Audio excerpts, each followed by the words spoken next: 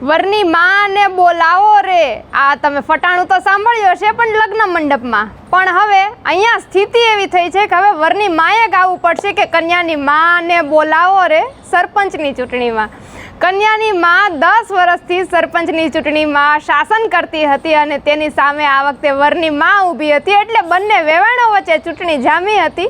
અને આ ચૂંટણીમાં જ હવે વરની માની જીત થઈ છે અને કન્યાની માં તો મીડિયાની સામે પણ દેખાયા નથી. સવાલો ઊભા થઈ રહ્યા છે. 10 વર્ષની વેવાણને આ વરની વેવાએ માએ કઈ રીતે ચૂપ કરાવી તેની વાત કરવી છે. વૈષ્ણવજન તો તેને કહીએ જે પીડ પરાઈ જાનાને રે. નમસ્કાર, નવજીવન ન્યૂઝ સાથે હું છું અમીષા. આજે ગુજરાતની ગ્રામ પંચાયતની ચૂંટણીનું પરિણામ આવ્યું છે અને તમામ જગ્યાએ જે સરપંચોની ચૂંટણીનું પરિણામ આવ્યું છે અને હાર જીત જોવા મળી રહી છે. ક્યાંક ભાઈ જ ભાઈને હરાવ્યો છે તો ક્યાંક વેવાણને હરાવી છે. પણ ગીર ગઢડાના જૂના ઉગલા ગામમાં બંને વેવાણો સામસામે ઊભી હતી અને આ વેવાણો ચૂંટણીમાં પોતે જંગ સાથે જીતી છે અને વરની માની જે જીત થઈ છે અને કન્યાની માં તો મીડિયાની સામે પણ દેખાઈ નથી રહી અને ખરેખર ચૂંટણીનો જંગ જામ્યો હતો. વેવાણે જ કહ્યું કે અમારી વેવાણે કંઈ જ કામ કર્યા નથી એટલે અમારે મેદાને આવવું પડ્યું છે. ભાવનાબેન વિનોદભાઈ નંદવાણા જે 10 વર્ષથી સરપંચ તરીકે શાસન કરી રહ્યા હતા અને આ વખતે જ્યારે સરપંચની ચૂંટણી આવી એટલે તેમના વેવાણ છે જે જયાબેન નરસિંહભાઈ ડાંગોદ્રા, તેમણે કહ્યું કે ભાઈ અમારે ચૂંટણી લડવી છે કારણ કે અમારી વેવાણે કંઈ કામ કર્યા નથી. અને જયાબેન નરસિંહભાઈ ડાંગોદ્રા છે એ ચૂંટણી લડવા તો આવ્યા પણ જૂના ઉગલાના જે રહેવાસીઓ છે તે સુરતમાં રહેતા હતા એટલે ત્યાંથી સુરતમાંથી પણ તેમણે બસો મોકલી અને મતદારોને મતદાન કરવા માટે બોલાવ્યા અને જયાબેન નરસિંહભાઈ ડાંગોદ્રાને 136 વોટ મળ્યા અને ભાવનાબેનને 430 વોટ સાથે હારનો સામનો કરવો પડ્યો. ત્યારે ભાવનાબેનની હાર થતા તેઓ તો મીડિયા સામે ન દેખાયા પણ તેમના જે પતિ છે વિનોદભાઈ નંદવાણા તે શું કર્યા છે તે સાંભળી લો. મારું નામ વિનોદભાઈ જસાભાઈ નંદવાણા, માજી સરપંચ. 10 વર્ષથી સરપંચ હતો. અત્યારે અમારા જમાઈ અમારા વેવાઈ સાથે ઉભા હતા તો એની જીત થઈ છે તો એ માટે હું ખુશી અનુભવું છું કે મારા વેવાઈ જ છે. અત્યારે અમને મારા વેવાઈ છે એના પ્રત્યે કોઈ ભેદભાવ નથી. એ હું જીત્યો તોય કોઈ નહોતું ને એ જીતા તો કોઈ નથી. અમારા વેવાઈ હતા, જીત્યા તો અમે એવું માનશું કે ભાઈ ઘી જાય તો ખીચડીમાં છે, એવું અમારું માનવું છે. અમે 10 વર્ષ શાસન કર્યું, અમારી જ્યાં ખામી રહી ગઈ હોય તો ગામની જનતાએ એ લોકોના નવી પેનલ આપણે લાવીએ અને ગામમાં વિકાસ કરે એ ગામની જનતાએ નક્કી કર્યું. અમે કોઈ નક્કી કર્યું નથી. એટલું કઈ એનો વિનમો છે. એમાં કોઈ ફેરફાર ન પડે. અમારો સમાય છે, વેવાય છે.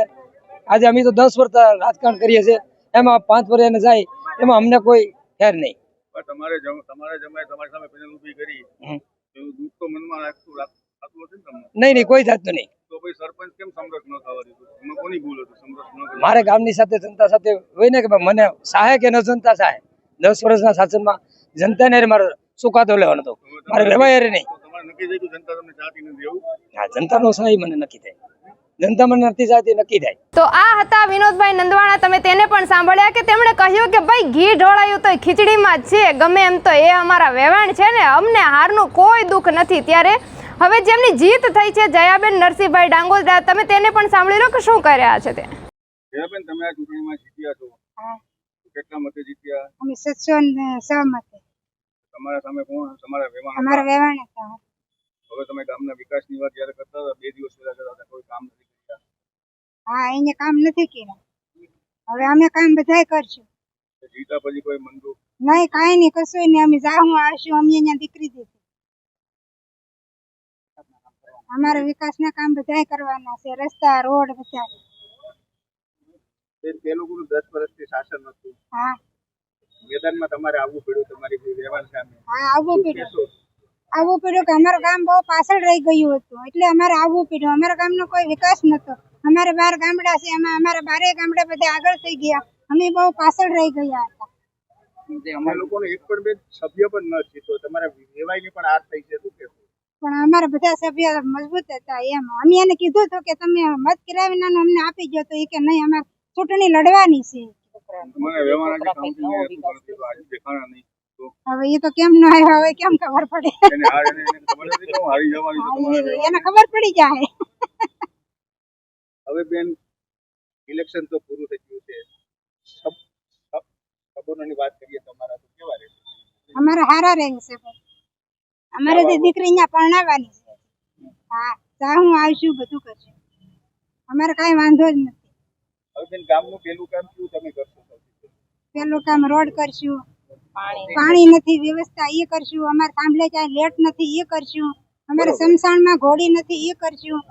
તો આ હતા જયાબેન નરસિંહભાઈ ડાગોદરા. તમે તેને સાંભળ્યા. તેમણે કહ્યું કે અમારી વેવેણે કંઈ કામ કર્યા ન હતા એટલે અમારે મેદાને આવવું પડ્યું. બસ હવે અમારી જીત થઈ છે, અમને ગામે જીતાડ્યા છે એટલે ગામ માટે અમે નવા રસ્તા બનાવીશું, અમે થાંભલાઓ નાખીને લાઇટો ઊભી કરીશું, પાણીની વ્યવસ્થા કરીશું અને જનતાને અમે બતાવી દઈશું કે અમારી વેવેણે કામ કર્યા નહોતા પણ અમે કામ કરીને દેખાડી દઈશું.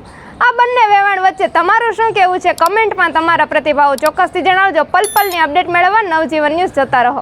વૈષ્ણવજન તો તેને કહીએ જે પીડ પરા